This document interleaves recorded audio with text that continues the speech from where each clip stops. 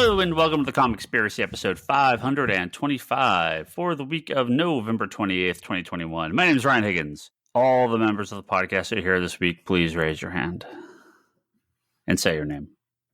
And Brock. Sager. And Brock. Two-man show.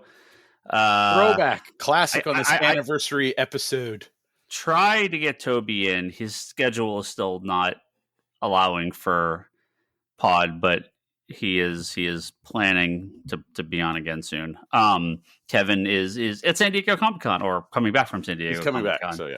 Yeah, so we will have Kevin back next week to talk all about Comic-Con Special Edition, as they called it. So we got a short episode for you this week. That's okay. A couple things to talk about, and then we will get some questions. We will be talking Hawkeye at the back end of the podcast, so we'll save that to the end, the first two episodes.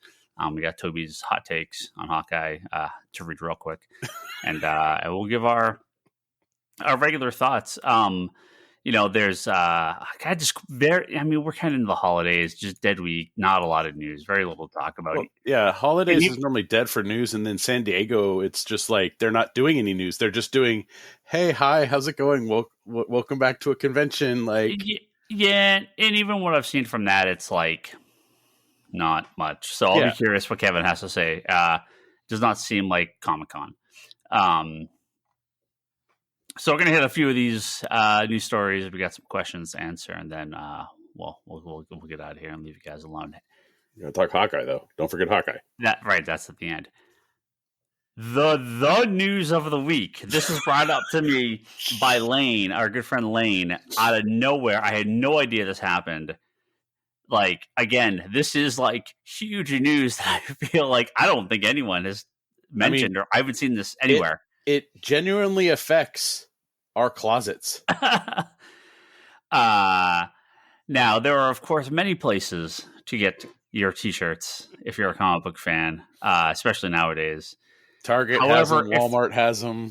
Correct. However, if you're a real comic fan, a true... Oh, here we go with the elitist stuff. If you are a comic book fan, okay, a comic book fan, not an MCU fan, not a DCEU fan, not a Restored Snyderverse fan, not a cartoon fan, not an NFT fan. If you are a true fan of American comic books, there is only one company to buy your t-shirts from, and that, of course, is Graphitti Designs. For decades, like I'm talking like 40 years, right? Graphitti has been, I think it's almost 40 years at this point. They have been kind of the company that makes comic book t-shirts. They were making them way before it was cool. Well, and it's not they kind of became mainly DC heavy. I think later, I'm not sure how much Marvel they had. I don't think they do Marvel anymore. So I don't know when they lost hadn't the done license. any Marvel. No, I don't believe for a while. But they do have DC and a ton of independent stuff. Yeah. And these aren't just Superman, Batman t-shirts. I mean, they've made t-shirts of every member of the Metal Men. They've made Adam Strange t-shirts. They've made shirts from, like, I think the Love and Rocket shirts from them. It's the Fantagraphics one. I believe that's Graphitti. I believe it's a super popular shirt. Tons and tons of independent stuff. Just Graphitti. Graphitti is the company that makes comic book t-shirts, and they have for years. They are no longer making shirts or licensed merchandise for the foreseeable future. I hadn't seen anything in the last couple catalogs. COVID. I didn't think about it, right? And our good friend Lane turned and said, "Hey," because I said, "Is Graphitti going to be at Emerald City or Comic-Con? Because they usually have some really cool variant covers. They do like the foil covers for DC." And I usually get a couple of them when I know people are going to cons to pick them up for me, or I get them if I'm going to the con. And he goes, "Yeah." He goes, "No, they're not doing that." He goes, I don't even think they have a booth anymore. They're not selling T-shirts." And I'm like, "What do you mean they're not selling T-shirts? That's what Graphitti does. That's their main thing." And he goes, "No, go on their website and look." So it says, the Graphitti Designs website is going through some big changes. At this time, only our large format gallery edition books, which are like kind of like the the books that are like the full color, the full comic page art. Yeah. Would be listed available for sale. Graphitti Designs is on a production hiatus and will not be producing or selling any shirts or other licensed merch for the foreseeable future. What? And I'm like sitting here going, you know what? I need to sit and place an order because I need to get a couple shirts, like rebuy a couple shirts and like all this stuff. And I'm like, and then I saw that news and I was like, what the fuck? Yeah. So it says, watch this site for sale of gallery edition books, release and sale of new items over the months and years ahead. So something is they're putting out some product, but I don't know what. And the sale of treasures from the Graphitti Designs vault and from my personal collection. So I assume they're done. And I'm like, I'm literally wearing a Graphitti Design shirt right now. I'm wearing a Sandman one, right? I had the Animal Man one from the New 52 on earlier. Half my closet is Graphitti Design shirts. Yeah. Okay, so, and I mean, this is a thing we've talked about, especially in the Geek Box. This has come up multiple times. I have like 500 t-shirts. Like, it's not like I have like 40 or something like that. Like, I have hundreds and hundreds and hundreds of t-shirts. I mean, for like 30 years of being at the comic stores. And Graffiti's always been part of it. So, like, to me, this is a crazy big story that, like, nobody's talking about. I am legitimately devastated that Graphitti Designs is. Look, the comic t-shirt cool is like, that is like, our uniform, right? Mm-hmm. Like the store uniform for comic people. And this, on the other hand, this opens up a humongous opportunity for someone who wants to get into, like, not just, here's a Groot t-shirt, right? I mean, like, legitimate classic comic t-shirts, logos, classic covers, cool designs. I mean, fuck, dude, if I knew this was going to happen, I would have bought like 10 more Dark Side Is t-shirts. Oh yeah, just in case. Yeah, no, that one, my Mr. Miracle. Like, I had a handful on the list of, like, I just need to get an extra one. Oh, I would 100% have bought. I mean, maybe I'll seriously go look and see if I can find some of those Dark Side Is t-shirts, because I would look, again, something I was waiting for years for them to make. I'll check eBay. Maybe there's a couple on there. I am legit devastated by this news. Like, I seriously can't tell you how sad I am that Graphitti Designs is done. It is an institution, and out of nowhere, done. Very disappointed. Very sad. Very, very sad. You can pick one up on TeePublic. That's some bootleg shit, though. Yeah, but it's the closest you're gonna get to a, like, cheap, like, one. Yeah, I'll look around, and look, there are a billion websites you can get this stuff now. A lot of them are unlicensed. A lot of them are bootlegs. And look, there's awesome shirts out there. Graphitti wasn't the only one, but they were the company. Graphitti was the staple. Like, they were. Yeah. They had their t-shirts lasted. Like, I had, like, the original I have Harley. Oh yeah, I have shirts of theirs that I've had literally for 25 years that I still wear. Yeah. My original Tim Sale Harley Quinn shirt, I finally had to get a replacement copy when they did a reprint. I don't see a date on the shirt, but I guarantee you I bought this in like 2000 or 98 or something like that. The Sandman shirt I'm wearing. Yeah. Yeah. I've had this thing for easily 20 years. Yeah. I'm really sad. Yep. That is yeah. It is just an institution. It is just, they are the guys that make the awesome t-shirts. Yeah. This is so sad. Well, I got to meet some of the people that worked there because they were at Big Wow one year. Yeah, they're really nice. Would be at every I'd see them at all the cons. I would always walk away, even though I could get them wholesale at the store or whatever. Whenever I was at a con, I'd just be like, that one. Just take them, because fuck, it's the comic shirts. I wear them all the time. So yeah. Oh man. Oh, bumming. Well, let's see. Let's see if someone else can really pick up the slack if Graffiti's gone now and do something cool. Maybe we'll start selling. Maybe I'll license out a bunch of t-shirts. Do you need a minute? Pour one out for Graffiti. Maybe we'll get another warehouse and we could start selling licensed comic shirts. Jesus Christ.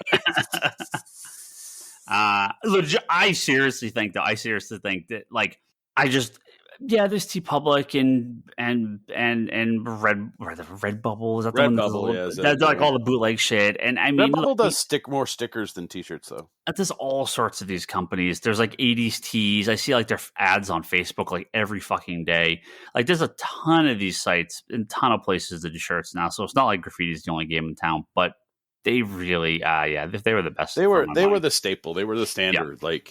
And I think the shame part is, I would look at other t-shirts in the previous catalog and I'd go, yeah, I don't know if I want to buy it because I didn't know if the quality was any good. Because I bought numerous shirts from other places that weren't Graffiti, and they were just garbage. Well, especially if you go to like Target. Now, I like the really thin shirts. Don't get me wrong. I do like them, but you wear them out in like a couple years. Graffiti, they're a little thicker. They're like old school t-shirts, and they last. They last a long, long time.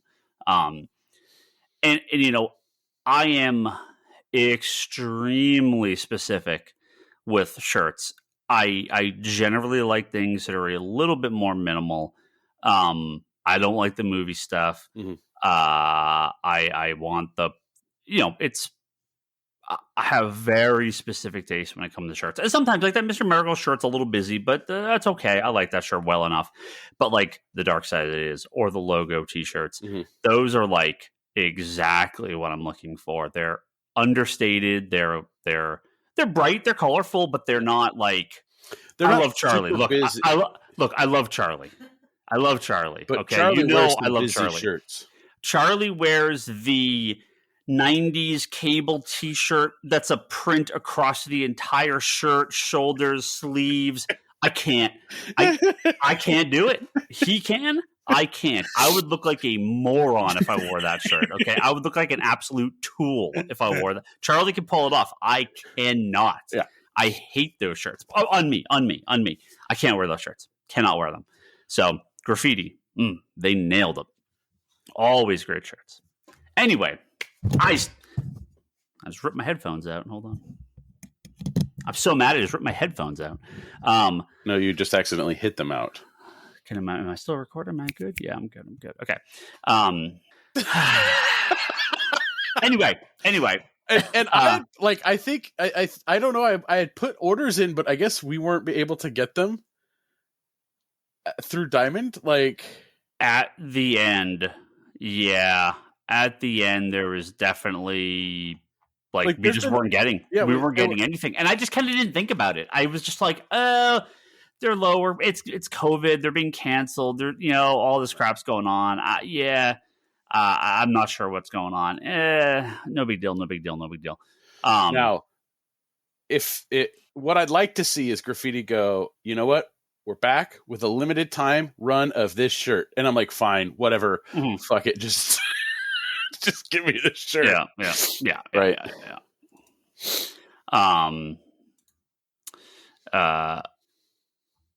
It's a very sad thing. Yeah. It is. We're going to move on to our next topic. And boy, would I love Kevin Sharp to be here for this. Maybe I will bring this up to him next week. And just so we can get his take on it. Because of all of us, I want to hear what Kevin Sharp would say about this. But there was the one and only Zack Snyder. Yeah, that's a guy.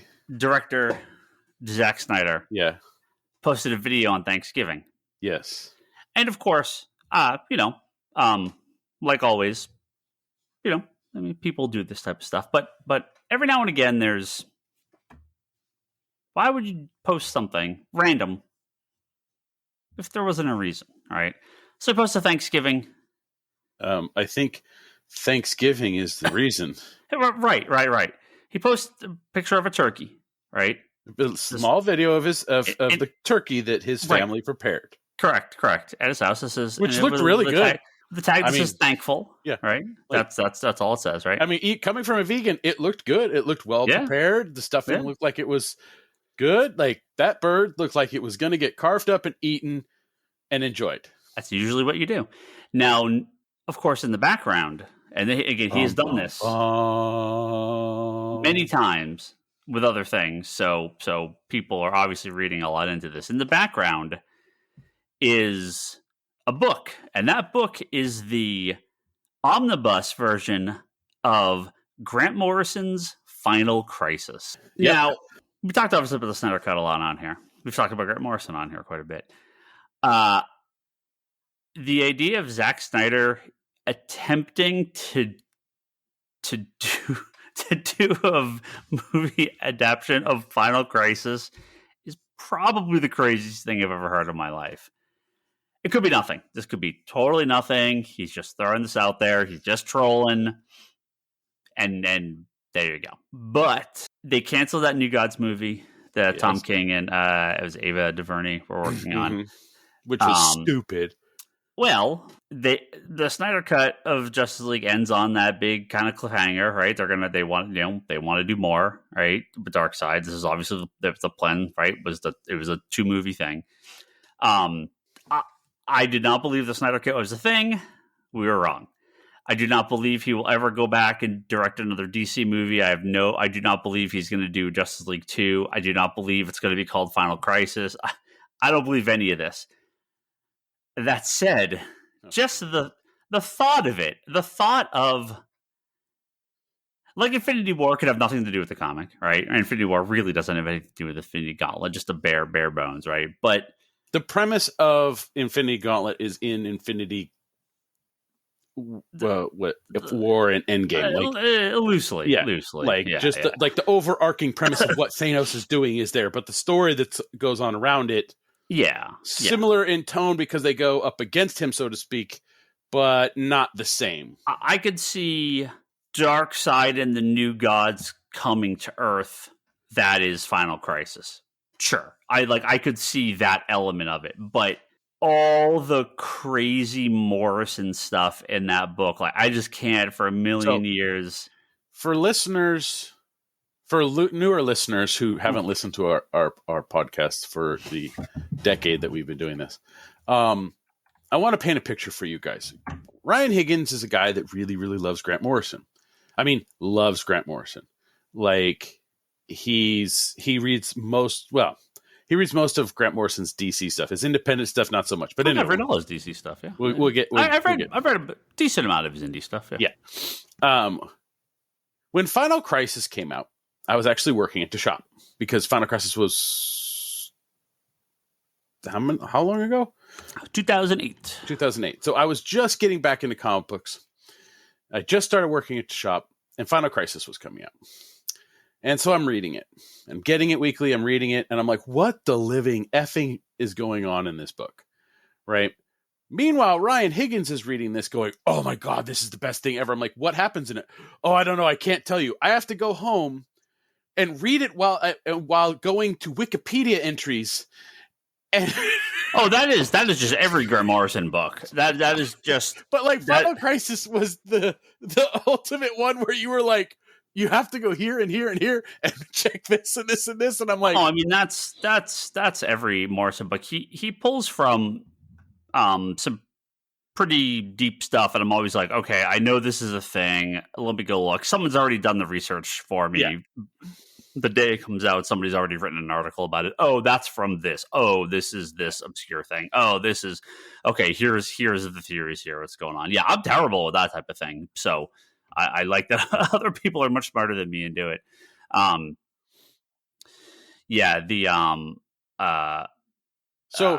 the guy's name? Mandrak, the Dark Monitor, right? Kind of like the big ultimate bad. The Batman or the Superman beats by singing into the Legion of Superheroes miracle machine to like alter reality, and to grant Superman a wish to defeat him. I assume stuff like that will not be in this movie. But the idea of like Darkseid coming to Earth, kind of taking over humans, taking over humanity from within, not like a giant army, but like, you know, from you have Godfrey coming in and doing his manipulating thing and stuff like a lot of that stuff is very practical and can be done. I just found it funny that when I watched the video and people were talking about this, there's 2 notebooks sitting on top of that omnibus, and I'm like, that's pretty much what you need when you're reading. At least you have to take notes and then look it up. Yeah, but I mean, after seeing the Snyder cut of Justice League, I will say that yes, I think the problem is Snyder's vision has been hampered or hindered by Warner Brothers from the get-go. If there's a different cut of Man of Steel, I might actually like it, but I enjoyed the extended cut of BVS. I enjoyed his cut of Justice League. So it's like there's like he has some qualities that, and I mean, part of his whole like tone is still set in the DC movie universe with, Flash, with Aquaman, with, Oh, I mean, it's all the same. Yeah. Although all those actors are still playing it. So I assume he's going to continue being part of all this. I don't see why it would change. The background, they could recast down the road, but how much they choose to acknowledge it is something else. But but it's still what he started is still all those characters are still in it. Yeah. They haven't recast Superman. They haven't recast Batman for the modern day, right? They obviously have the new one coming out, but that doesn't take place kind of in the same universe. Yeah.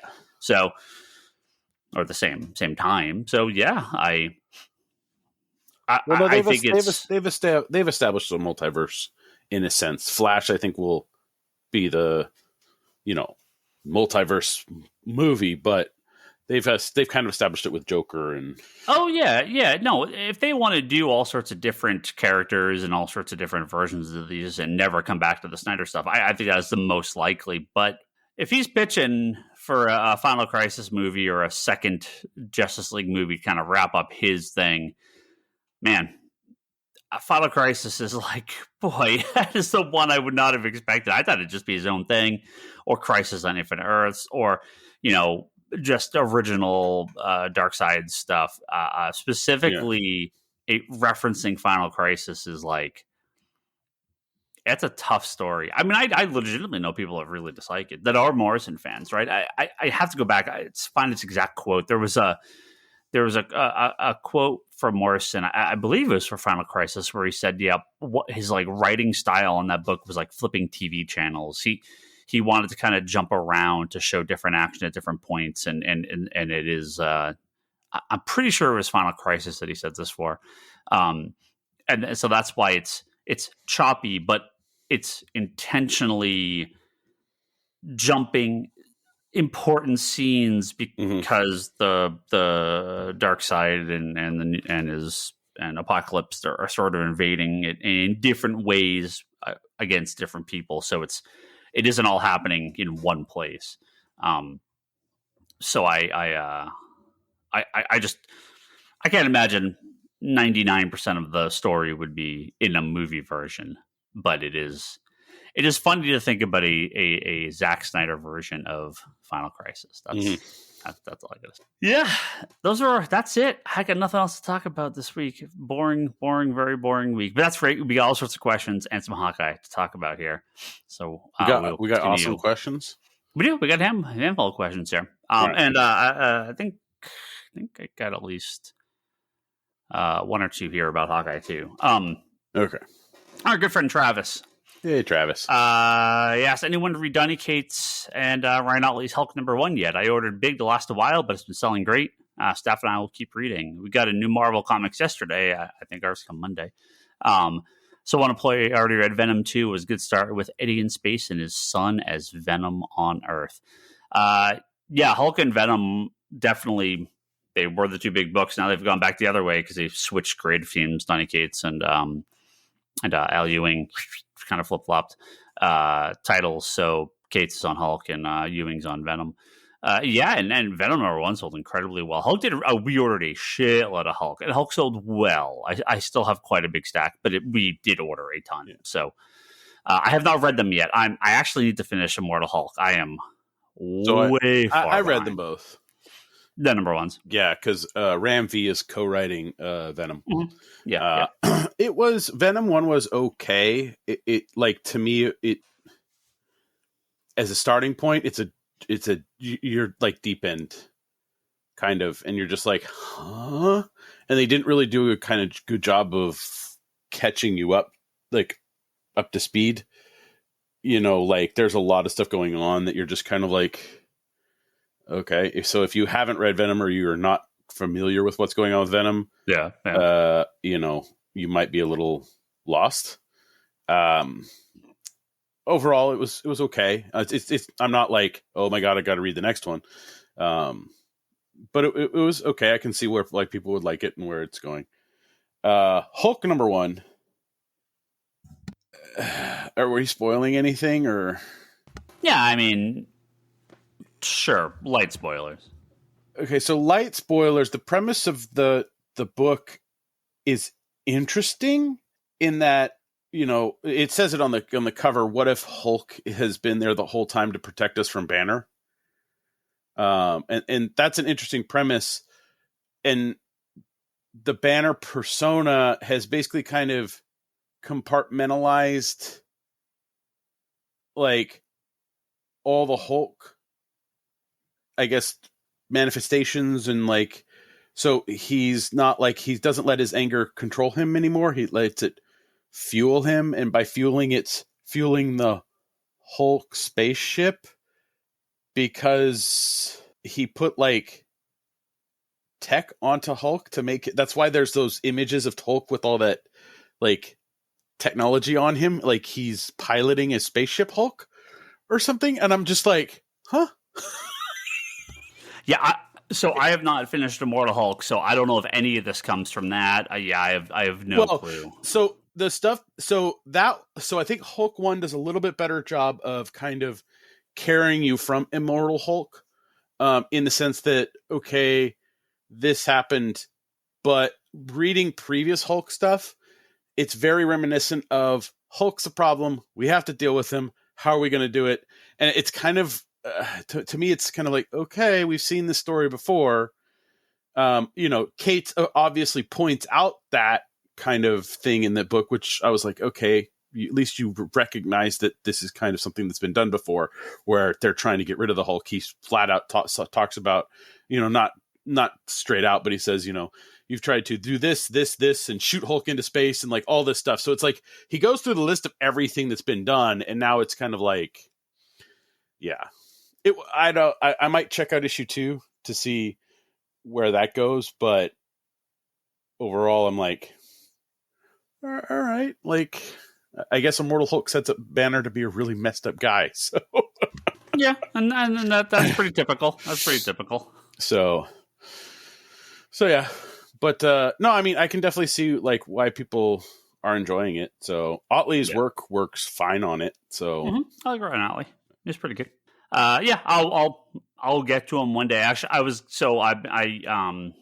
the stuff I really keep up on, I obviously read the single issues of in the shop when I have time, which is not as often as I would like, unfortunately. Nope. But I use Marvel Unlimited for a lot of the just to burn through books that I don't, like the stuff I don't really care about. And I actually posted this on Twitter today. Like, Marvel Unlimited does not sync the new version, the new update that they did, which is not great.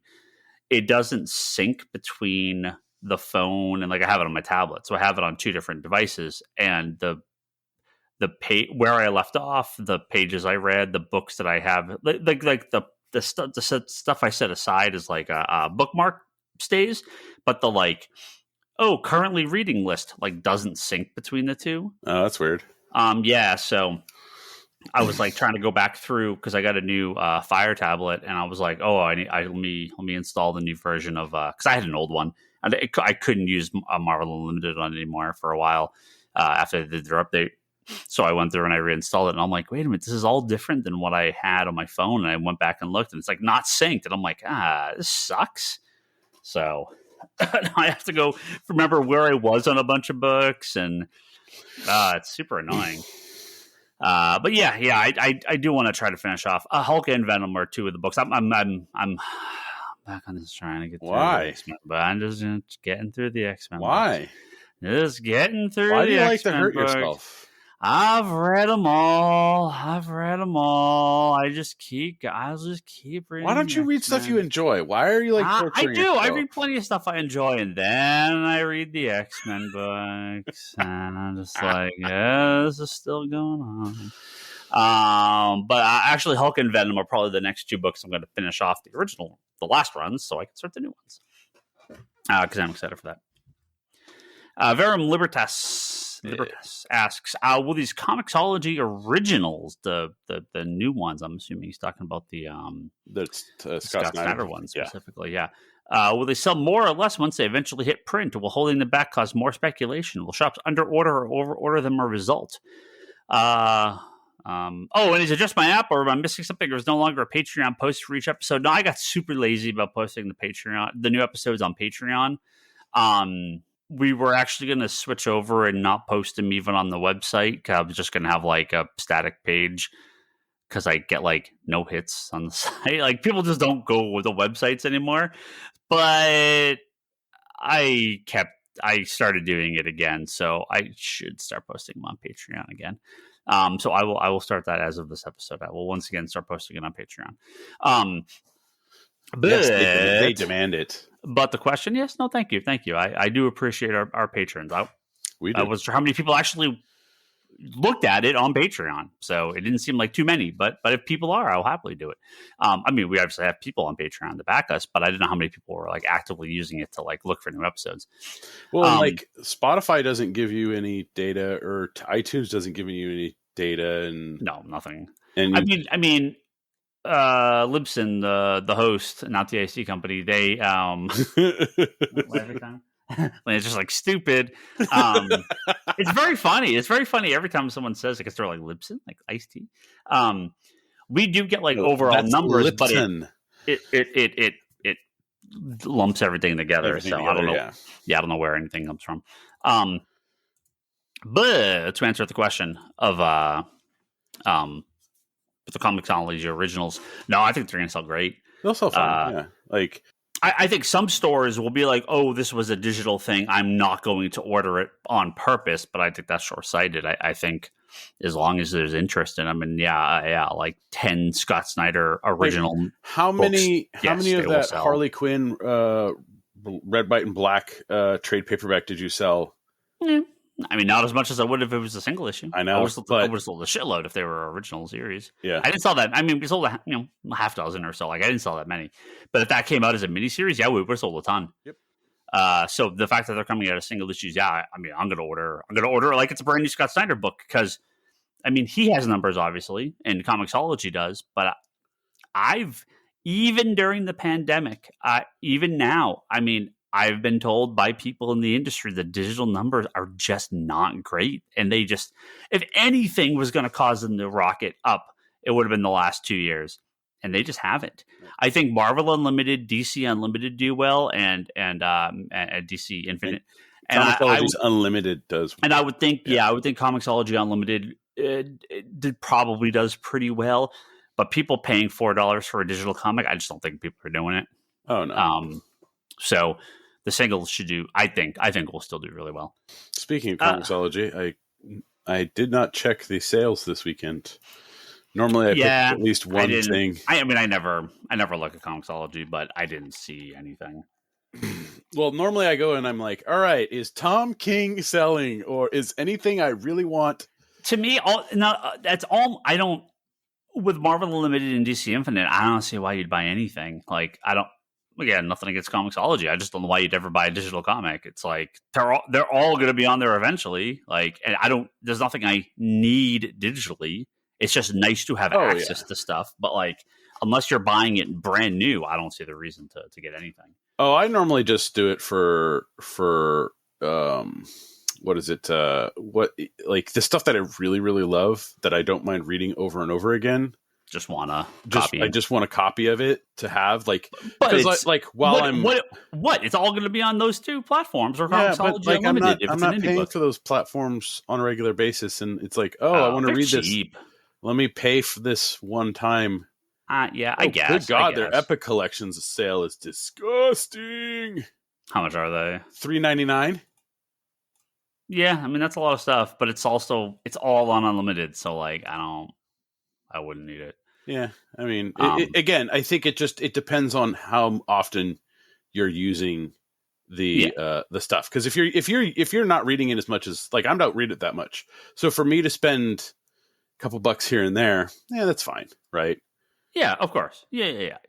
No, and I read quite a bit on unlimited. So DC Infinite I use mostly for like old DC comics. Yeah. I've been reading like Batman and stuff like that I just, it's like just old stuff. Marvel Unlimited I read mostly the recent stuff that I used to just take stuff from the store and just be like, oh yeah, cool, like I'm a little stack of books, but it's like I am way far back than I want to be on a lot of titles. So Unlimited is great to catch up with that stuff. I buy all my favorite stuff. So I know the stuff I really, really like, I don't read digitally. The stuff I read digitally, just, again, this is kind of like same thing with like streaming and Netflix and all that stuff. Like if I like it, I own a copy. If I don't care about it, I don't own a copy. So I'm perfectly fine seeing stuff digitally. So no, for me, it's just, I like having a copy of it digitally, just so I can be like, hey, I want to pop and just read it anytime I want. So. From M says, do you see the big two taking more chances of giving more exposure to less popular characters nowadays compared to the last 30 years or so? He's got another question after that, but we can answer this one first. I mean, it feels mostly the same. Yeah. I mean, there's always new characters and obscure stuff, and I had been working on a post-crisis DC like kind of catalog of not everything, but the superhero comics that DC published post-crisis, sort of my own personal. What have I read? What have I not read? What do I want to fill in my gaps for? There is so much random stuff that I just like, who the hell is this character? Oh, right. Why did this character have their own series? Oh, it ran 40 issues. What the hell? Like, yeah, they always have random books. So I feel like it's mostly the same. There's the big stuff, and then it comes in waves. Like you'll have the DC. DC had that DCEU thing. Marvel had that thing where they had like slapstick and they're like Deadpool Mercs for Money and Hit Monkey and all those randoms. Mosaic. Like, and they come in waves. Like they'll have a couple here and there, and sometimes they'll, a lot of times they dud out, but occasionally, randomly, you'll get one that's like halfway decent, But for the most part, I mean, I think they're constantly at least. If you looked at a list of the comics Marvel published this month and told someone 30 years ago, they'd be like, "What? Who?" But if you go 30 years ago and you tell someone today that's just a recent fan, they'd be like, "The fuck? Who the fuck is Terror Inc? What the hell is NFL Super Pro? Yeah. What the hell is like Morbius all had his own that universe series stuff? What's that? The universe stuff? Yeah, new universe. What the hell is any of this? Like, they've always. This has always been the thing, right? So, there's. He also says, if you could magically compel DC and Marvel to do one thing that you think would increase their sales, what would it be? One thing. I mean, I'm like 1,000 things. Marvel could improve their paper stock on their fucking covers. I think that would help. I think that would be actually a legitimately serious. I mean, that was one of the hugest reasons why I stopped buying single issue Marvel books was the paper stock just turned to shit and they upped the price. And I'm like, this is like I would prefer. Marvel's paper stock has been so bad. I would prefer newsprint. Right, I mean, like it's the interior is fine. The cover stock is very, very bad. I'll think of a DC one while you go. Yeah. I mean, one of the biggest problems is obviously stuff staying in print, and I think that's not exactly their fault. I think they would keep everything in print if they physically could. I think obviously COVID's hurt that, and sales, prevent stuff from being in print. I've said even on this podcast, they need to expand their $1 or $2 or whatever line you want to call it. And facsimile editions, I think those are key consistent sellers. I think they need to be consistent with it and not overflow it, because Marvel was pumping them out like there was no tomorrow. Like for the dollar ones, they had too many, and a lot of them were just kind of junk. Yeah. But I think the difference here is that they sell well enough, but the long-term sales potential is where you would see the benefit for this. Yeah. Like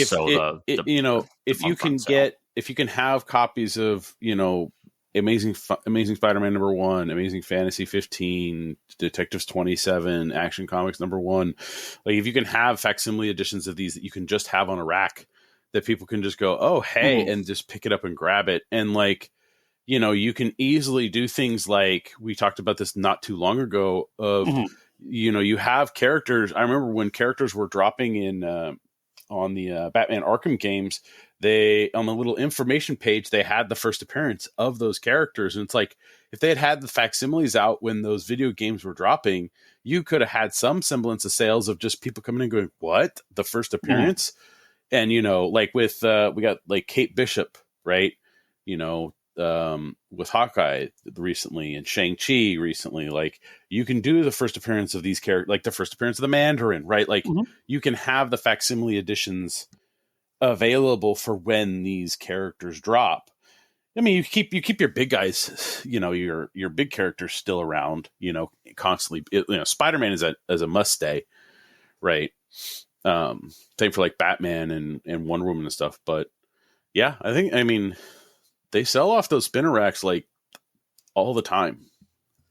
Yeah, and we talked about the other week how the Ultimate Fallout 4 was a chart-topping book. It was like top 10 book. Yep. And I think it's a good money source because it's paid content already. It's cheap to make. You don't have to pay creators. I mean, other than whatever royalties they are, but they should consistently sell well. Well, and it's also one of those, you want a copy of that book in somebody's hand to get them enticed. When somebody goes, oh, Miles Morales, I want to check that out, or my kid wants to check it out. Oh, wait, I have to pay how much for the first appearance of Miles Morales? Ouch. Right? Like, well, that's my pitch when I sell people on the Epic Collections or the omnibuses. We just had some kid in there with his parent over the weekend, and I was like, yeah, the books in this Spider-Man omnibus are like $100,000 if you were to try to buy them. So $150 is actually a very reasonable price. And if you even buy the soft covers, it would probably be more. So it's expensive, but it is a crap load of content. Yeah. And valuable book. So last one before we get to Hawkeye is from Azeus. He says, I have every issue of Superman Batman from the 2003 series. What whole collections do you have? Oh boy, let me a lot. I mean, everything from New 52 that I collected, I have full runs of.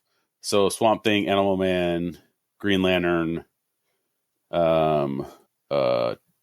I think I still have my Demon Knights. I have the Batman, all Scott Snyder's Batman, all of Tom King's Batman. Going into Tinian's Batman, so I have that. I'm only in the Fs on my inventory, but if you get about 45 minutes, I could tell you all the complete series I have up to that point. So Ryan Higgins, is a comic store owner, tells people regularly if you don't like books, you should drop them and find other books that you like. True fans of the Comic Conspiracy podcast know Ryan's method of subscribe and never unsubscribe. Right, that is Ryan the consumer is subscribe and never unsubscribe. So I have full runs of every book that I've ever bought. No, there's a few that were for the most part. There are a couple books where it has gotten so fucking terrible that I dropped them. Remember that Big Barda book? Oh, I just didn't even get that. I just stopped getting that. If it's like that, I get rid of them. Yeah. Like the Deathstroke book, the Rebirth one. I just nope. That priest one. Just got rid of them. Yeah. Batgirl, the Rebirth, the post Simone. Nope. I just got rid of them. I just stopped. I kept all the Simone ones, obviously, but like, so there are a couple. I think Green Arrow. I don't have any of the Dan Jurgens stuff, but I did go back and get those. You did? I did. Yeah. Oh, you completist fucktard! I have every issue of Green Arrow. I have every published issue of Green Arrow. Because you went in and was like, I got all of this run. I mean, I have every single one, right? Yeah. I mean, I have every one that they've ever done. He never had his own series until the 80s. I have every single issue I have every single Green Arrow thing forward. From Grendel, Mike. The girl. From Mike Girl, from Longbow Hunters from the miniseries. The miniseries that predated the ongoing, and then Longbow and all that stuff. Yeah, every single issue. I have every single issue that ever published of the Legion of Superheroes. I mean, I have the compendiums, or have the hardcovers up to that point, and then I have every single Legion of Superhero book ever after that. I have every issue of Avengers.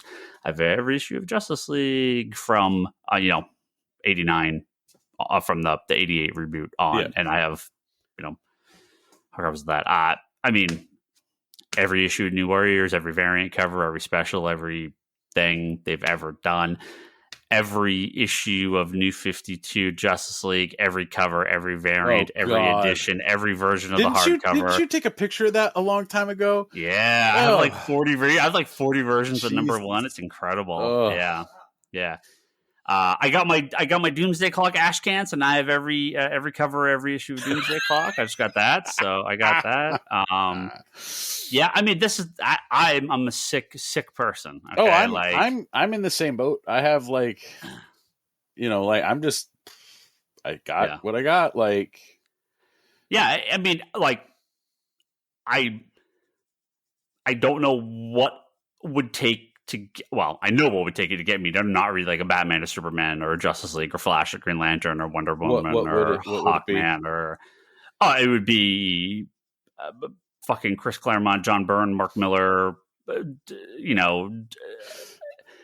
Liefeld, yeah. So I have like the Byrne Claremont Justice League issues. They're fucking terrible, but it's only 5 issues. I have the 2 issues of Teen Titans that Liefeld did with Gail Simone, but it's only 2 issues. It's fine. It's only 2 issues. I have them. I obviously have all the Jeff Johns issues and every single variant cover for the New 52 run that he did with John Romita Jr. Fuck me. That stuff was rough. Yeah. But there is a piece of that is like, I'm here for Jeff Johns, I'm here for Gail Simone, I'm here because it's only 5 issues, But like Rob Liefeld's Hawkman New 52 miniseries, oh no, I do not own that. No, those are the only issues I don't own. I just sold that to somebody we just sold that to somebody on eBay. Refuse to own Savage Hawkman. Refuse. His run of Deathstroke, I do not own. I will not buy it. So now, do you own a copy of New Mutants 98? No, I don't own any New Mutants. I've actually started getting the epics on that because I really like the early stuff. But I'm going epics on so many of the Marvel books because I sold all my Marvel stuff. I sold off years ago, and I'm kind of like, they're so expensive, and trying to pick that stuff up again, it's like, I don't even want to. Like, so I sold a lot of my early comics, and Superman issues, I can fill that stuff in at any point. Not worried about it. Batman's a little bit tougher. I filled in like Justice League and Flash and some of those early stuff. So a lot of the cheap stuff I've been able to get, but a lot of the early Marvel stuff, I'm like, I had all the McFarlane Spider-Man. I had 300. I had 98, 99, 300. I'm not fucking paying for those. No, not now. No, thank you. I don't need those. I'm not going to pay that money for it. All right. I need to go back and get the Dotson Harley. That's the only stuff like one I don't have. Yeah, I have like a couple issues here and there, but I need to actually hunker down and get that one collected. Yeah, there's. I have all the rest of the Harley stuff. Yeah. I just put like 80 issues of the Palmiotti in my read pile because I'm like, I'm just never going to read these because I don't like them at all. I just, after like 40 issues, I'm just done. Oh, there's like another 80 that I haven't read. I'm done. Let's move on. Mm-hmm. So, yeah. I got a lot. Speaking of keeping stuff in print, those Epic collections need to kind of stay in print a little longer than they Miguel, do. He has every Epic collection except for Star Wars and Conan, but he has every Marvel Epic collection. I had every Marvel, or I had every Star Wars until I had my water damage problem. Yeah. But like a handful of those, they've done like omnibus versions of the stuff that I can't get. So I'm picking up the omnibus and grabbing the Epic if it finishes it. I'm like, our friend Miguel, his collection of Epics is epic. You need to have him get pictures. I want to see pictures. I don't even think he has half of it on shelves right now because he was like, I think I bit off more than I can chew. This is a lot of books. And I'm like, yeah, it is. But he's like, I keep pick every time, every month, at this point, it's like every week he gets another one. So, because the disgusting thing is because the print on those things is so weird and inconsistent. You never know if something's going to be out of print or if something's going to pop big or like. Oh, every single one goes out of print. I mean, like, that's just the rule. They all go out of print. So, but like the one we sold that was kind of, had a little wear on it with the Ventress one. It was like $100. Yeah. Sold immediately. Yep. It's crazy. Yeah, it's crazy. The people are just people are just they're so popular. They're so popular. Well, and that's the thing is if they're going to be popular and they're popular, just keep them coming. Like yeah. I mean, you don't need all of them all the time, but at least the key ones keep coming. Yeah. All right. We have Hawkeye questions now, bro. We are gonna move. I let it slip. Sorry, the first one. We are wrapping up here. If you don't want to hear about Hawkeye, I would turn off the podcast now. Thank you. We'll catch you guys next month or next week. Technically next month. Kate Bishop show. But if you want to hear about Hawkeye, hold on. Let me get my stuff up here. If you want to hear about Hawkeye, whoops, that's not the right thing. If you want to hear about Hawkeye, we're going to start talking about him right now. And again, unless something happens, we're not going to talk about the issue of Hawkeye or every episode. We said that, of course, about all the other Marvel shows and then did, but I'm sure we'll at least talk about Hawkeye every few weeks when it wraps up because it's only like 6 episodes, right? It's super short. Well, I have no idea. I think it's only 6. I think it's pretty short. I mean, how much can you really handle of the tracksuit mafia? Now, we have to discuss, of course, the bro ranking. Now, let's set down some ground rules here. Okay. Now, for new listeners that might not know, when Matt Fraction's David Aja's run of Hawkeye came out, I stopped reading after only a few pages. I hated it because of the tracksuit. But they don't like the tracksuit vampires. Isn't that what they call in the book? Nope. They're called the tracksuit right? Mafia. Is that what they're called in the book too? Yep. No, they're called. No, they're the tracksuit Draculas. That's what they're called. That's what they're called in the hub book. Yeah. Oh, they're the tracksuit mafia in the show. In the book, they're called the tracksuit Draculas, or in the comics, sorry, they're called the tracksuit Draculas. In the show, they're called the tracksuit mafia. But that aside, I hated it. There is something about the reading of that book and their dialogue. So I really disliked it. It like turned me off immediately and never went back to read it. okay, so I had the same problem when I read it like a long time ago. So over the weekend, on Friday when I covered for you, somebody had bought that Hawkeye Kate Bishop collection that came out, and I was like, oh, let me go see if it's on the shelf. Nope, I got to go replace it. So I replaced it and stuff like that. And I looked at it, I was like, yeah, let me see what this is. So I read through, and so they had, I think, an issue of the Young Avengers in there where like Kate and Hawkeye interact, which I can kind of see where they're kind of getting kind of who Kate is from. Okay, that issue is fine. Then then the next issue is the first issue of the Fraction Aja run. Art is amazing. Oh yeah, right? The art is fantastic. And I'm reading it, I'm like, okay, all right, okay. There's a random thing with a dog that comes out of nowhere. Why is this page here? Okay. And the page when I got to the tracksuit Dracula bros, whatever, I was like, nope, not even going to try it. Shut the book, put it on the shelf, and walked away. I was like, I can't. I just can't. I mean, that's what I did. I just really disliked it. I just can't. Like, it wasn't like, it was not half bad before that, and then the second that page came up, I was like, nope, can't do it. Cannot get the nope. So every review of an episode of Hawkeye will first be reviewed on the bro scale. And we'll be, of course, using the reverse scale, where the more bros there are, the worse it is. So the higher the ranking, the worse the episode is. Now, a little ground rule here. Okay.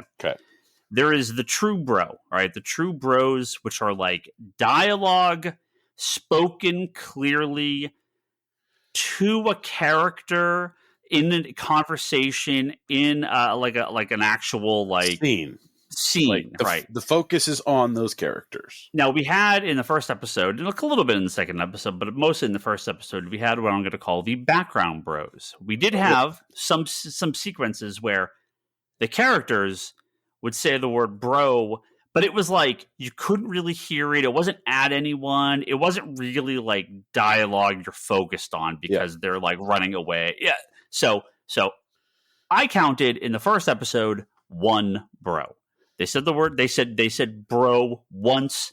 I remember why they said it instead of the Hawkeye or something like that. I think I counted 2, and the second one might have been an off-camera one. Yeah, but it was coming from somebody that I had just seen. So there I was were like, a couple. Yeah, I'm going to count that one because it wasn't like background noise, bro. It was distinct. So I'm going with 2. Okay, there were a couple background bros that I'm not going to count. I counted 1 in dialogue. Now, so that gets a great score. First episode, fantastic. 1 bro, couldn't ask for anything more. 1 to 2 bros, not too bad. Okay. Second episode, 8. This is an 8 bro. Okay, we have an 8 broer. Okay, we get it. Like, this is klaxons flailing, right? I will give it this. It is less annoying spoken than it is reading it. Yes. I still hate it. Oh, it's like I am completely understanding why the villain is what's the best way to say it? Deaf. She doesn't like all the bros. She doesn't like all the bros. Like she can do without. Like she. Echo doesn't want to hear it. Echo doesn't want to hear it. She's like, nope, I'm done. Fucking done. So, like a lot of Marvel shows, they just love beating jokes into the ground, and that was I was like the bro thing is annoying, but it could have been significantly worse. Oh, so they're gonna taser face the shit out of it. They're gonna taser face the shit out of it. I am a little concerned. I'm a little concerned about that, but for right now, I'm like, it's okay, right? It is not as bad as I had hoped. Now I still as you hoped. or it's not as bad as I expected. It is not as bad as I hoped. It is not as bad as I expected. I don't want it to be bad. I actually apparently you do. You're like, I want this fucking Hawkeye show to bomb. Well. Let's switch to. I will take the bro out of the equation. Take the bro out of the equation. Okay, we will take bro out of the equation. I'll focus on that. I should really like Hawkeye. I should really like the first 2 episodes. I only was a little bit bored. But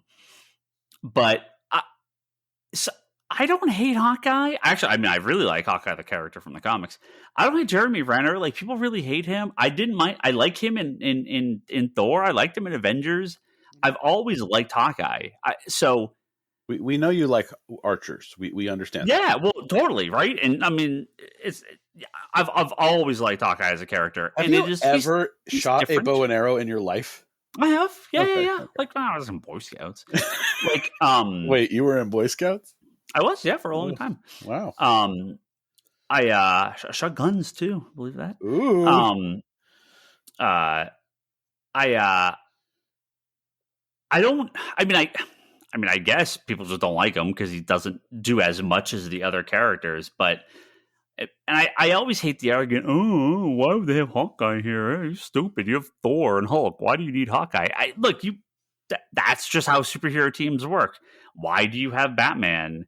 You know, you gotta view a superhero team like Batman's utility belt. You got everything you can shove in it. You got in it.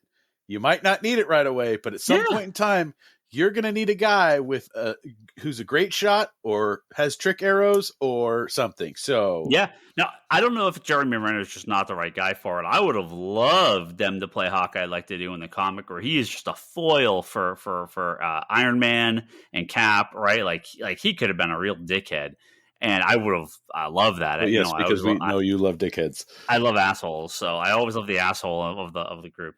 And that's why I like Hawkeye and Green Arrow so much. They both have the same kind of role, right? They're both like super antagonistic to kind of the leaders of the groups. And it's always my favorite characters.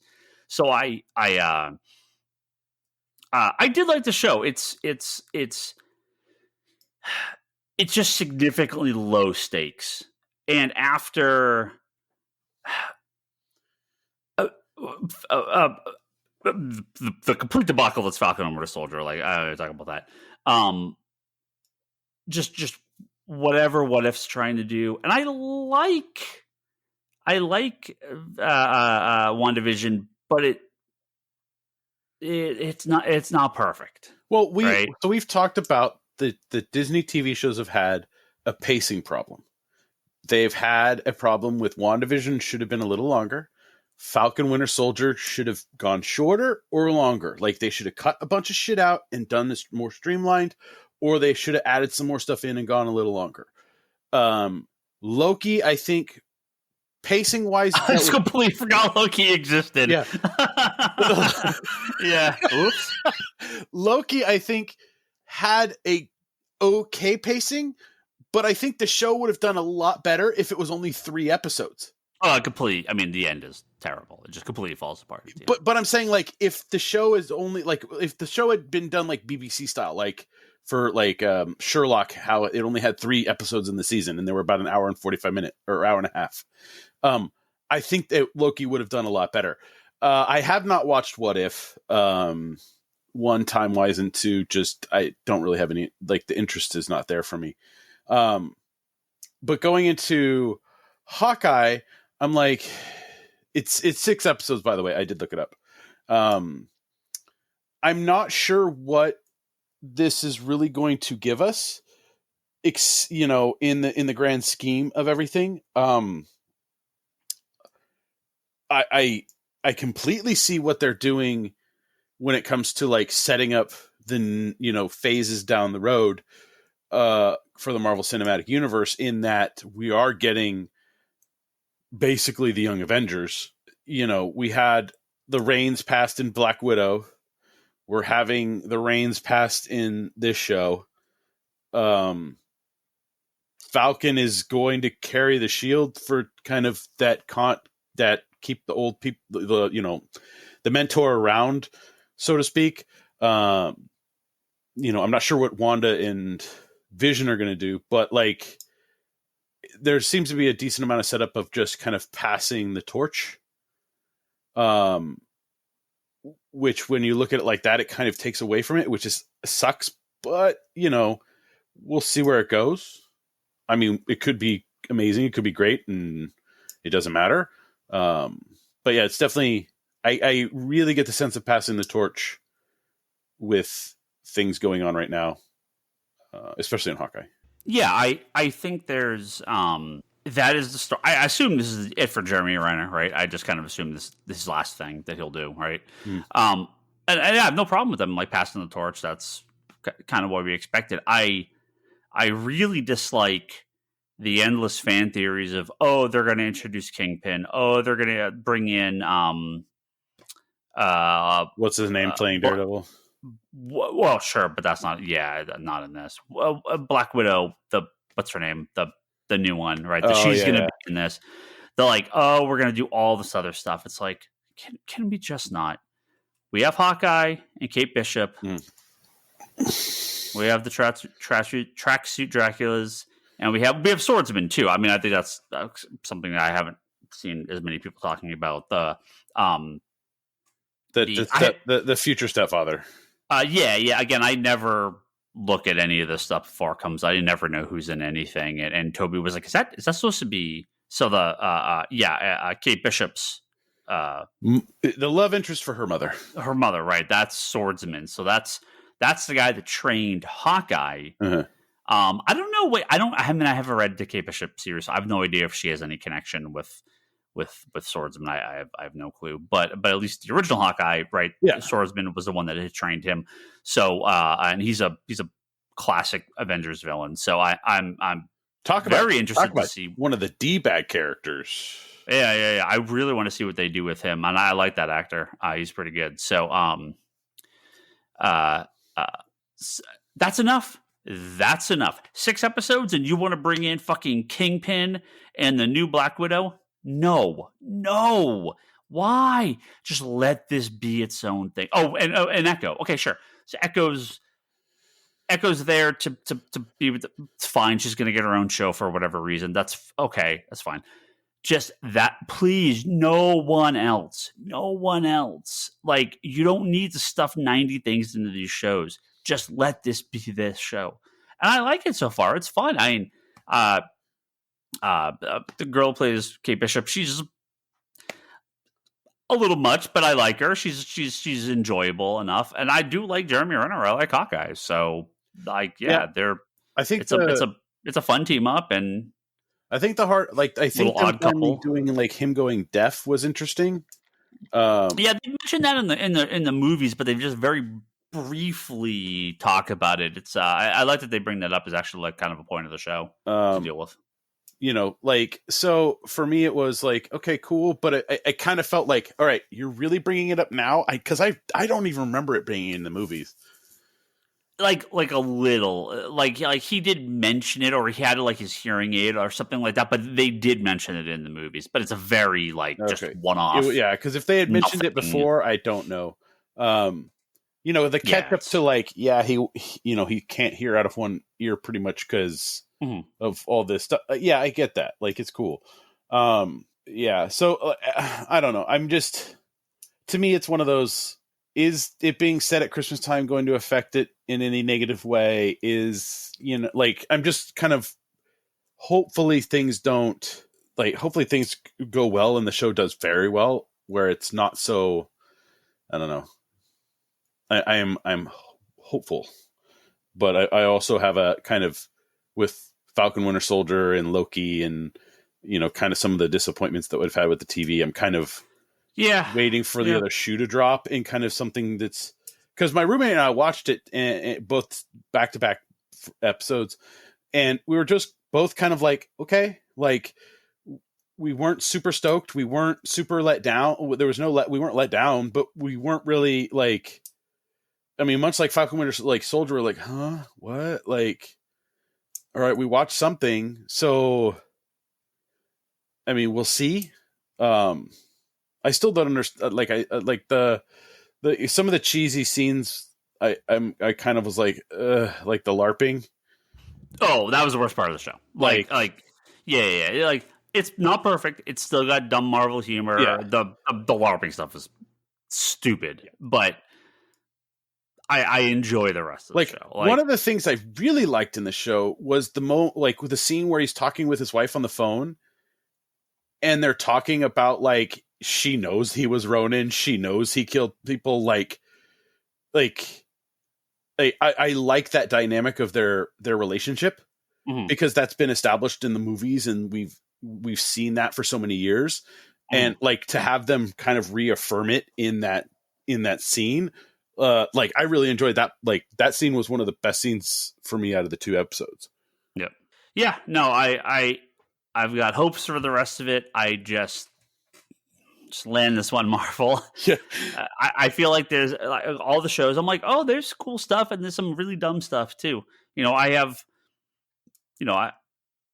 I'm usually very easygoing in the CW shows. Besides being DC, it's on CW. They have a budget of like $9, right? Like, I know what I'm getting out of a CW show. Yeah. I have higher expectations for things when they're on like HBO Max. I know they're giving Doom Patrol a bigger budget, right? Yeah.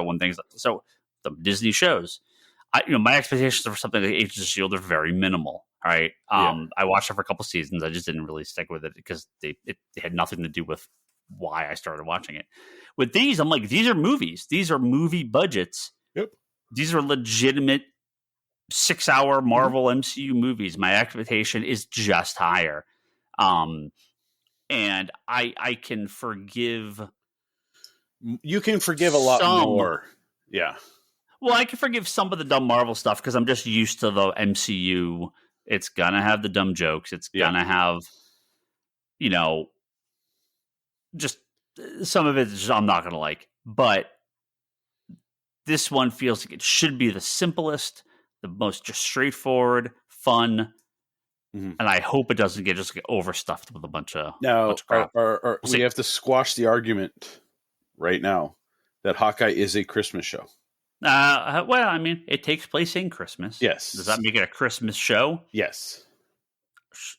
I mean, I like no. Like Die Hard 2, Batman Returns, Christmas.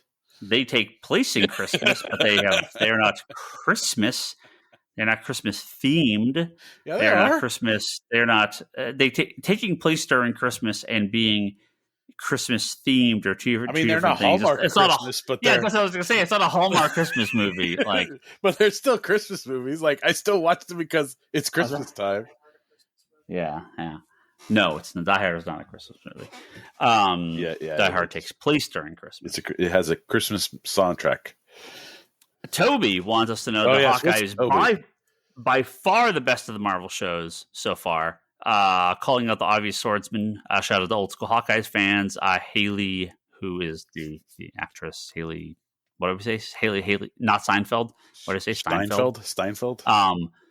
Is amazing as expected. So he knows who this person is because you don't know who it is. So Toby knows who it is. So I have no idea who she is. Bring on Florence. That would be the new Black Widow. Bring on Florence, and the show is perfect. I 100% disagree with that. I think that would overstuff the show dramatically. These are my takes. Feel free to share. I did, Toby. Thank you very much. We also had a couple notes here. A couple questions. This is from Evans on Twitter. He says, Hawk Guy, of course. Hawk Guy. Left all his Ronin crap laying around for those thieving LARPers to find? Lame. Yeah, why? I mean, I don't know. Just left it in his... Where did she got it? No, it was it was in her. The fireman... Yeah, stole it from her apartment. So right. Like how the costume got to the LARPing group, I understand completely. The fact that it got to a LARPing group is the problem. Yes. Right? Like it was an incredibly stupid scene. Like if it was just some dude doing TikTok videos of changing into costumes, I would have been like, fine, cosplay, whatever, I can roll with it. They went LARPing, and I was just like, like it was painful to watch that scene. I will take LARPing over TikTok costume change. Okay, I will want every day of the week. I will take LARPing over TikTok costume change. I have found the way to sell it to Ryan Higgins. I have LARPed. I will never do a TikTok costume change. Okay, like at least I have LARPed in my life. Leanne, all right, so Halloween costume change TikTok. As stupid as it is, I at least understand these people. Okay, not that sort of LARPing. Of course, it was Vampire the Masquerade. Oh yeah, of course, and it was at Danza College, right? It was at Danza College, yes, and not fake D&D sword. You would never actually swing swords at people like that in a LARPing group. You don't do that in LARPing because no, like that's not how LARPing is. My roommate and I talked about this. It's like. They were doing like some weird like cross battle reenacting. Like that is not LARPing. Like I understand the whole Civil War reenactment. I understand that stuff. That's what they're doing. Yeah, they're not LARPing. I understand that stuff, but LARPing, I'm just like it was like I think the hardest part was watching them pass the fake chalice around to drink out of when you could have easily had a fucking chalice to drink out of. You know how this worked, right? They're like, someone's like, why don't we have them a LARPing group? And someone's like, LARPing group, they basically like do like Rochambeau and roll dice, and you don't actually do this. And they're like, yeah, no, we're not going to do that, but we're going to call it LARPing because it's funny. And it's like, but that's not LARPing. And someone in the writer room is like, we don't care. We're going to call it LARPing. And the other person in the writer room is like, well, some nerds at the internet are going to complain because this isn't LARPing. And now we are those nerds. But we're not even the LARPing nerds complaining that it's not LARPing. Oh, I'm just saying it's not LARPing. Also, quick from Travis, he says Hawkeye is great so far. Too many bros in episode 2, but I love Kate's backstory related to the 2012 Avengers. I actually did like that too when you kind of see it from her perspective. That scene where he's on the roof fighting the Chitauri. Like it wasn't like I didn't mind that scene so much. I just thought it was kind of like I think the eavesdropping was. Odd. Like it was very awkward that all of the stuff with her dad, like I would have just preferred to have seen her happy with her family and then her dad dies. Like her snooping and the sneaking and the listening in, I didn't need to see that. And she didn't even need to be like listening in on her parents. She could have been listening in on like the bellhop or the doorman or like the neighbors outside or something like, yeah. I have no opinion on that. It doesn't matter to me. It says Clit seeing she's growing up admiring him, tying the story to the Ronin costume. Was cool. Jeremy and Haley playing off with each other. I just Echo and Yelena showing up later should be cool. So God, if Black Widow's in this, it's just too much. It's just too much. Again, I have no idea. I don't pay attention to anything. If Black Widow's in this, how can I guess? Whatever, that's fine. I did have something else to say. About Hawkeye. If the new Black Widow, remember? Yeah, the new Black Widow. Yeah, that's Yelena. So this Rogers the musical. I got to talk about this for a minute. Oh, for fuck's sake! I completely blanked on this. And like, isn't that crazy offensive? Isn't that like having a play about 9/11? Like 5 years after? Yeah, they've done stuff like that. Sure. I'm not saying they haven't. I'm just saying did you that's a really fucking bad idea. Did you like the dig at the Atom? At the Atom? Yeah. You didn't see like he goes, Ant-Man wasn't even there, and he has like that atomic looking logo on his shirt that's not even Ant-Man related. I didn't know. Yeah, didn't see it. Like to me, it's like, are you taking a dig at Ryan Choi? Like, I don't know. I was just like, I'm like, Hawkeye's the only one with the correct response to this. That this is offensive as fuck. If I was in New York and this play came out, I'd be like, what the hell is wrong with you people? You're singing and dancing about the death of like thousands of people. Can we at least give this Rogers musical props that nobody died and that they can actually pull it off on like the Spider-Man thing? Oh yeah. And I mean, I'm sure people are going to be like, oh, it's plays about all sorts of things that died. It's like, yeah, but this is like a current event. Like, sure, 50 years from now, go ahead. But like, and how do they know he says, what's this? What the hell does he say? What the hell's the line? What the hell's the name of the song? It's the whole point of the song. It's I could do this all day. Yeah. Like, how does he know? Did that become like a catchphrase? Like is that a thing people know he says? Because he said it twice in the movies. He said it when he was getting his ass kicked, right? By like the bully. Isn't that what he says? He says it when he's getting his ass kicked by the bully. He says it when he's pounding on Thanos. Yeah, and then he says it. He says it to himself, doesn't he? In the first, doesn't he say it to himself when he's fighting himself? Maybe like he said it a couple times, but I'm like, I mean, I know he looked at America's ass and was impressed, but yeah, but I mean, is this like a thing that like suddenly it became Cap's catchphrase and people knew he said? It's an oddly disconnected part, but Hawkeye had the correct opinion of the show of abject horror and why the fuck would you do this and get out fast. So yeah. Horribly offensive for the people that live in the MCU. What are they thinking?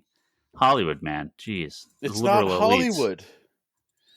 It would Broadway, man. It would be technically be Broadway. Those liberal elites of Broadway. Hollywood emulating it through Broadway. I know. What are they thinking? It's meta, man. It's so meta. I could do this all day. So there's dumb shit in Hawkeye is what I'm trying to say, but it's dumb shit, but I like it. So I like the majority of the show. Well, I think one of the things I'm like just weirds me out is just Kate doesn't really have her own thing. You know, her apartment looks like it was designed in somebody living, you know, in like the late 90s, early aughts. Right, like your kitchen table is something that you would find at a like New York eatery, like plastic chairs. Like, is this Arby's or something? You know, it's kind of that like, yeah, this is not a normal thing. And then the dog is just, huh?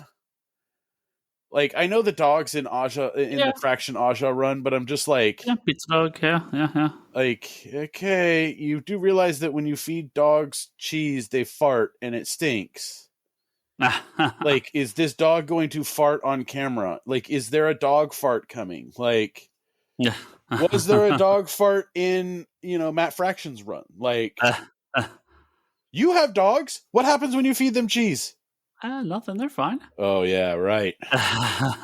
You're used to the smell. It's too late for you. Oh, can you tell Happy I say hi? Oh yeah, she loves you.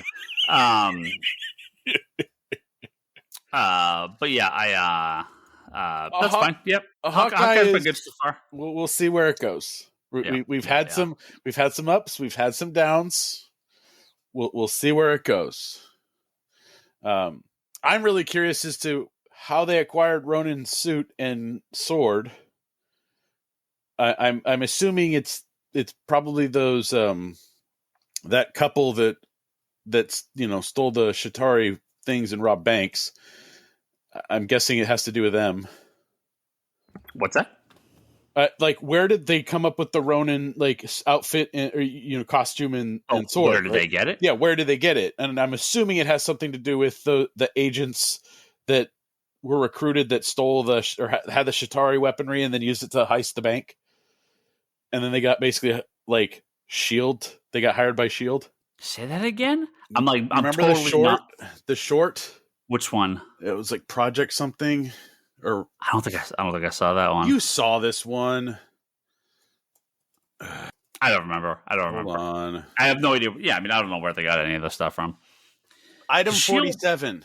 Which one was it? It's the one with the couple, and they're sitting in their car and they're talking, and then they pull the masks down. They go rob the bank. I did not see this. You did not see this? How did you not see this? I don't know that I've seen any of the shorts. I think the only one I saw was the Coulson one that was really dumb, and I didn't watch any of the others. There's one where like him and like Fury are like at a diner or some crap. Like I don't think I watched any of the other shorts. Yeah, it was on the Avengers DVD and Blu-ray. Yeah, I don't think I saw it. You did not see it? Oh man. It's on you can watch it on Disney Plus. Yeah. But yeah, like I'm just like, where did that show? Like how did like come on, give me like let me know where that comes from. Yeah. So but yeah, I mean overall we'll see. I mean we got 4 more episodes, so yeah, I'm enjoying it so far. We'll see. We'll see where it goes. We'll see how many we'll see how the bros do for the rest of the episodes. I have had a significant number of people tell me they are like hyper focused on how many times they say bro. Fuck, I am so focused on it. I'm like, and like they don't like it. I hate it. But they now know it's a thing, and they're like, oh, I've been counting. I counted the bros. I got like multiple messages about this. Yeah, it's very funny. It's the worst. It's very funny. All right. Thank you to all our high tier Patreon backers. Thank you, everyone. Joe Duff, Craig Anderson at Clear Path Coaches, Jimmy Rivera at the Social Forum Podcast, and Talon Bray. Thank you all very much. We're going to do our new backers next month. So it's too late now, probably by the time this episode goes up. But you can what the hell day is it? It's Saturday or Sunday? Jesus. I have no idea what day it is. It's a day that ends in Y. I mean, technically, you can hear this Monday and still back us. Yeah, you can still hear this Monday or Tuesday and back us for December. A day? I know we have at least one new high tier backer for next month, so thank you all for your continued support. Comicspiracypodcast.com, Apple Podcasts, and Spotify is where you can find all our previous episodes. You can go to comicsconspiracy.biz, pick up all sorts of stuff from us there. We have all sorts of lovely comics to sell. We also, oh no. If you, why am I feeling like this is more work for me? It's more work for all of us. Yeah, right. We've talked about we've expanded out the back issues and stuff we have, our warehouse. We have started to sell stuff from the warehouse now, so not directly. So you can't go to the warehouse. But we have started our redesigned eBay website. If you just search for Comics Conspiracy, you'll find us on there. And I'm gonna have a link on our storefront to stuff on our eBay. Oddball stuff. That's mainly where we're putting sets right now, now, but lots of bronze, silver, kids stuff, beater copies, one-offs, random stuff. Doing some CGC stuff up there now. Yeah, so a lot of stuff's going to be going up there. We have some of the old stuff we had just kind of laying around from COVID, but the new stuff is going up fast and furious.